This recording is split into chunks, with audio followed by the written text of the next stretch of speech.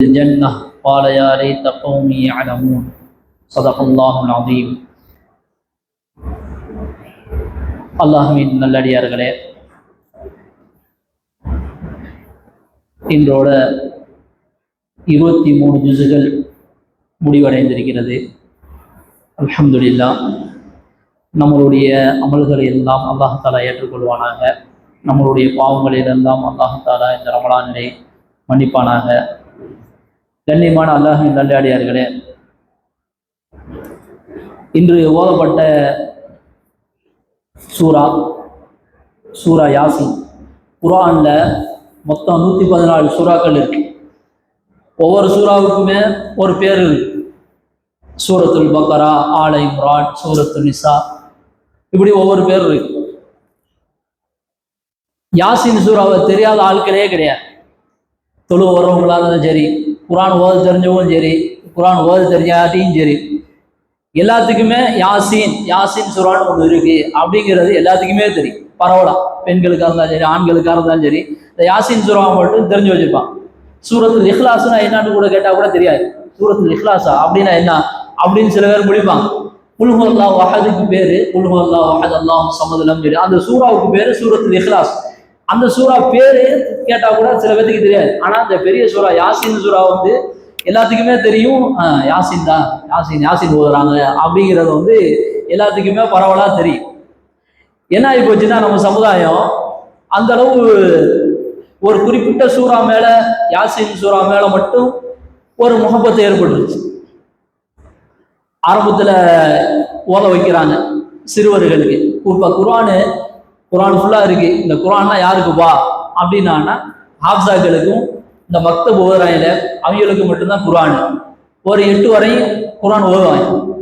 8வது படிக்கிற வரையும் குர்ஆன் ஓதுவாங்க. அதுக்கடுத்து 10th போயிடுவாங்க, +1 அப்படி மேலே போன பிறகு அதுக்கடுத்து குர்ஆன்லாம் தொடர்றது கிடையாது. எல்லாருமே சொல்றோம், குர்ஆன் நல்லா ஓத தெரிஞ்சவங்களும் சரி, குர்ஆன் யாசின் மட்டும் ஓதுனா போதும். பெண்கள், ஆண்கள் எல்லாமே ஒரு குறிப்பிட்ட ஒரு சூறாவை மட்டும் ஓதுனா போதும் அப்படின்ற மாதிரியே நினைச்சுக்கிறாங்க. அல்லாஹ் தஆலா நபி ஸல்லல்லாஹு அலைஹி வஸல்லம் சொல்றாங்க, இந்த குர்ஆனுடைய பரக்கத்து நிறைய இருக்கு. நிறைய ஒவ்வொரு ஹர்ஃபுக்கும், ஒவ்வொரு எழுத்துக்குமே 10 நன்மைகள் கிடைக்குது. அலிஃப் லாம் மீம் ஆரம்ப சூரத்துல் பக்கரா. அலிஃப் லாம் மீம் இதுலயே ஒவ்வொரு எழுத்துக்குமே 10 நன்மை, மொத்தம் 30 நன்மை உங்களுக்கு கிடைக்குது என்பதாக நபி ஸல்லல்லாஹு அலைஹி வஸல்லம் சொல்றாங்க. அப்போ குர்ஆனை தொடர்ந்து எல்லாருமே ஓதும். ஒரே சூறாவை மட்டும் குறிப்பிட்டு, இத சூரத்துல் யாசினை மட்டுமே குறிப்பிட்டு டெய்லி ஓதுறது, இது மாதிரியா ஒரு குறிப்பிட்டு வைக்க கூடாது. குர்ஆன் ஓத தெரிஞ்சவங்க அல்ஹம்துலில்லாஹ் டெய்லி ஓதுற மாதிரியா கண்டினியூ பண்ணணும். இந்த சூரா யாசின் சூறாவில் அல்லாஹ் தஆலா பலவிதமான நிறைய நிகழ்ச்சிகளை சொல்றான். ஒரே ஒரு சம்பவம் மட்டும் சொல்லி முடிச்சுக்கிறோம்.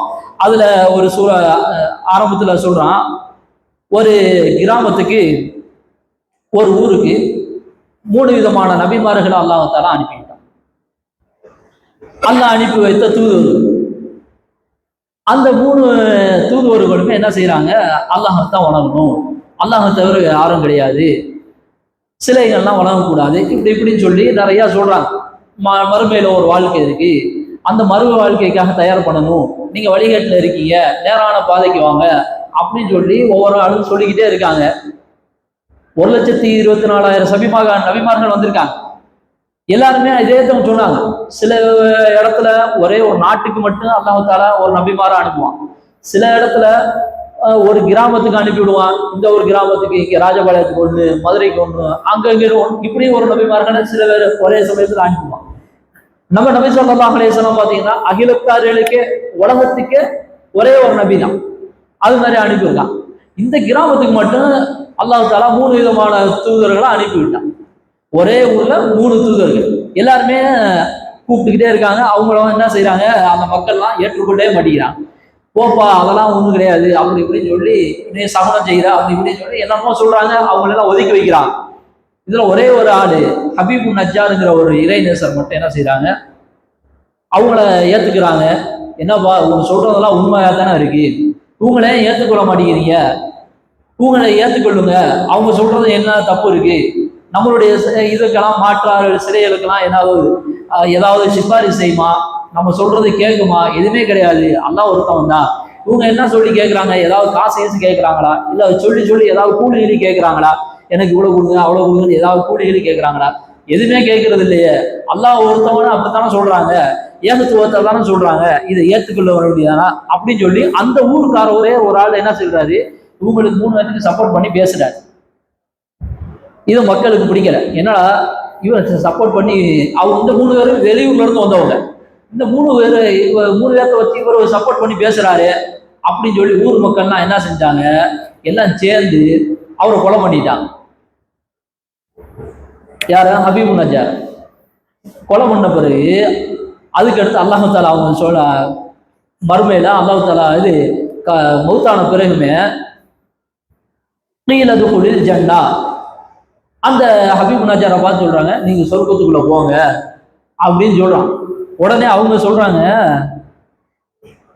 பாட யாலை தகௌமி யாலமூன், யா அல்லாஹ் என்னை இவ்வளவு சங்கைப்படுத்தியிருக்க பிமா கஃபர் அலி ரப்பி வஜஅலனி மினல் முக்ரமீன், என்னை இவ்வளவு சங்கைப்படுத்தியிருக்க, நல்ல நிலையில வச்சிருக்க, என்னைய சொர்க்கத்துல போக சொல்லியிருக்க அப்படின்னு சொல்லி என்னுடைய மக்களுக்கு தெரிய வேணாமா? என்னுடைய மக்கள் என்னை போட்டு கொண்டுட்டாங்க, அறியாமல் செஞ்சுட்டாங்க, அவங்களுக்கு தெரிஞ்சா நல்லா இருக்குமே. எனக்கு நான் மூத்தா போன பிறகு ஆஹா என்னை கூட சொர்க்கத்துல அனுப்பி விட்டுருக்காங்க, அல்லாஹ் சொர்க்கத்துல ரொம்ப சங்கையை செஞ்சிருக்கான், இப்படிலாம் என்னுடைய மக்களுக்கு தெரிய வேணாமா அப்படின்னு சொல்லி ரொம்ப ஆசைப்பட்டாங்க. ஒன்னும் சொல்லப்படுறாங்க, அடுத்த ஆயத்து சொல்லும் பொழுது எப்படி ஆசைப்பட்டாங்கன்னா, என்னை ஒரு தடவை உலகத்துக்கு அனுப்பி விட்டுரு, திரும்பி அனுப்பி விட்டானா நான் சொல்லுவேன் மக்கள்கிட்ட, மறுமையில நடக்கிற விஷயத்த நான் சொல்லுவேன், இது மாதிரி இப்படி இருந்துச்சு அல்லாஹ் தஆலா என்னை ரொம்ப சந்தேகப்படுத்துறான், சொர்க்கத்துக்கு அனுப்பி விட்டுறான், இப்படிலாம் ரொம்ப ஆசைப்பட்டு சொல்லுவேனே, என் மக்கள் எப்படியாவது நல்வழியில வந்துருவாங்களே அப்படின்னு சொல்லி ரொம்ப ஆசைப்படுவேனே அப்படின்னு சொல்லலாம். இப்ப கெட்டவர்கள் என்ன செய்வாங்கன்னா, கெட்டவர்கள் அமல்கள் ரொம்ப கம்மியான செஞ்சவர்கள்னா மூத்தாவுனது பிறகு எப்படி அல்லாஹ் ஒரே ஒரு சான்ஸ் கொடு, திருப்பி ஒரு தடவை போயிட்டு என்ன செஞ்சிடறேன், அமல் செஞ்சுட்டு வந்துடுறேன், ஒரு சுபஹானல்லாஹ் போய் சொல்லிட்டு வந்துடுறேன் அப்படின்னு சொல்லி ரொம்ப கெஞ்சுவாங்களாம். ஒரு தடவை தான் வாழ்க்கை, ஒரு தடவை தான், நீ மூத்தாயிட்டேன்னா அதுக்கு எடுத்து என்ன செய்ய முடியாது, நீ திருப்பி உயிரோட அங்கெல்லாம் போக முடியாது, உலகத்துக்கெல்லாம் போக முடியாது, வாழ்க்கையில ஒரே ஒரு சான்ஸ் தான், அந்த சான்ஸை நீ பயன்படுத்திக்க அப்படின்னு சொல்லி அவங்களுக்கு எல்லாத்துக்கும் சொல்லுவாங்க. அதே போலதான் இவங்களுக்கு சொல்றாங்க, நீ திரும்பி எல்லாம் போக முடியாது அப்படின்னு சொன்ன பிறகு அதுக்கு எடுத்து அந்த ஊரையே என்ன செஞ்சுட்டான், ஒரே ஒரு காற்றை கொண்டு அடிச்சு விட்டான் அப்படின்னு சொல்றாங்க. அப்ப நம்மளுடைய வாழ்க்கையில கிடைக்கிற வாய்ப்பை நல்ல முறையில அல்லாஹுக்கு பயந்து ரசூலுக்கு கட்டுப்பட்டு, அல்லாஹ் என்ன சொல்றானோ, ரசூல் ஸல்லல்லாஹு அலைஹி வஸல்லம் அவர்கள் அவருடைய சுன்னத்தான வழிமுறையை செஞ்சோம்னா அல்லாஹு தாலா நம்மளுடைய மரும வாழ்க்கையை நல்லா வைக்கணும். ஏதாவது குறைபாடுகள் இருந்துச்சுன்னா இதே போல நம்ம போய் ஒரே ஒரு சான்ஸ் தான், மூத்தானது பிறகு நம்ம திரும்பி எவ்வளவு கெஞ்சி பார்த்தாலும் சரி திரும்பி வர முடியாது அப்படிங்கிற ஒரு உணர்வுதல் இந்த சூறாவுல இருக்கு. எனவே நம்மளுடைய நல்ல அமல்களை செஞ்சு அல்லாஹ்வுடைய நெருக்கத்தை பெறுவதற்கு அல்லாஹ் தஆலா தௌஃபீக் தருவானாக. வாஃபிரு தஅவானா அல்ஹம்துலில்லாஹி ரப்பில் ஆலமீன்.